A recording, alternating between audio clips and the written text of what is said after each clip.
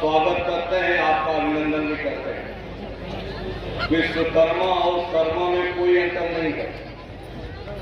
विश्वकर्मा कर्मा दोनों एक हैं और कहीं कहीं तो हमारे लोग शर्मा ही लिखते हैं। इसलिए नारी समाज के भाइयों, आप समझ लेना कि हम भी आपके भाई हैं। विश्वकर्मा, चाहे विश्वकर्मा हो, चाहे प्रजापति हो, चाहे नारी हो, चाहे चौरसिया हो, चाहे साहू तेली हो, या आपके ये सोनार हो, ये सब पिछड़ी जातियां और इन पिछड़ी जातियों का वोट 32% से ज्यादा है, लेकिन ये हमेशा उपेक्षा के शिकार होते रहे। आजकल आपकी बड़ी चर्चा हो रही है। दिल्ली के लाल किले से प्रधानमंत्री जी ने विश्वकर्मा कौशल विकास योजना चलाई और बाकायदा 13,000 करोड़ रुपए बजट दे दिया विश्वकर्मा स्कीम में और कहा इससे जो विश्वकर्मा है, लोहार है, बढ़ई है, सोनार है, कुम्हार है, शिल्पी है, नाई है, मोची है, दर्जी है, धोबी है, इन जात के लोगों को हम टूल किट्स देंगे। इनको 1 लाख रुपए का लोन देंगे ताकि अपना पुश्तैनी पेशा कर सकें। यहाँ बैठे हुए पिछड़े वर्ग के भाइयों और पिछड़ी जात के सभी वर्गों के, सभी जाति के लोग यहाँ पर हैं।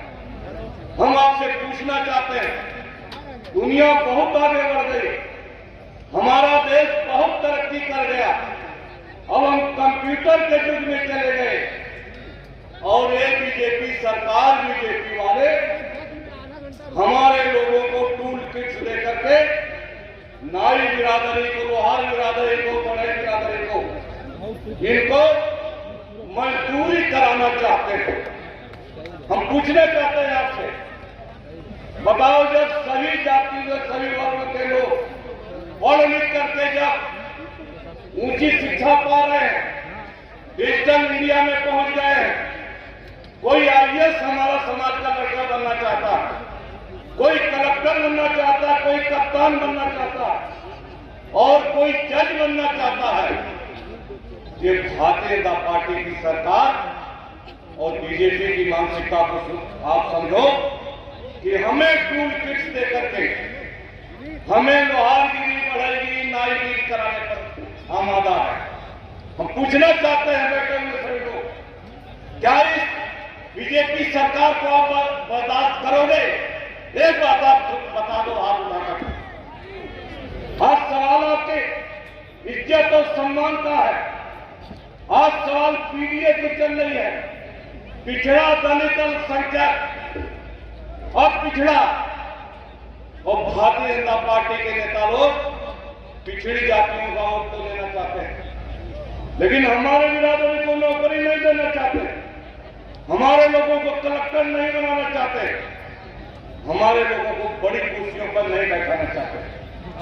अब सवाल इस बात का है, इसलिए हम कहना चाहते हैं, हम देश के प्रधानमंत्री से कहना चाहते हैं और देश और प्रदेश की सरकार से भी कहना चाहते हैं, बेहतर होता कि आप हमारी स्कीम आपने 13,000 करोड़ की चलाई, बेहतर होता हमारे लड़कों को एक टूल किट देने के बजाय एक कंप्यूटर आप देने का काम करें। कंप्यूटर से हमारा बच्चा पढ़ लिख करके तरक्की कर जाता,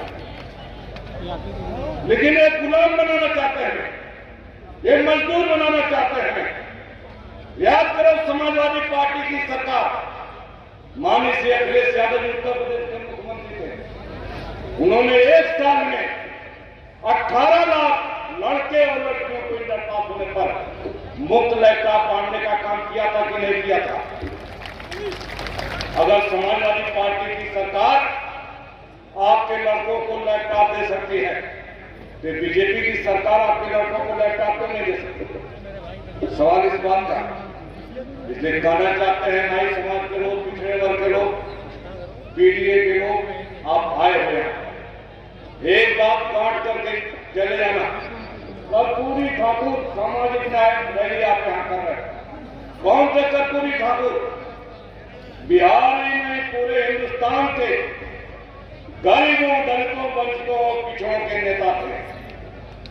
समाजवादी नीतियों और समाजवादी रास्ते पर चल करके कर्पूरी ठाकुर इस देश के और बिहार के मुख्यमंत्री बने थे।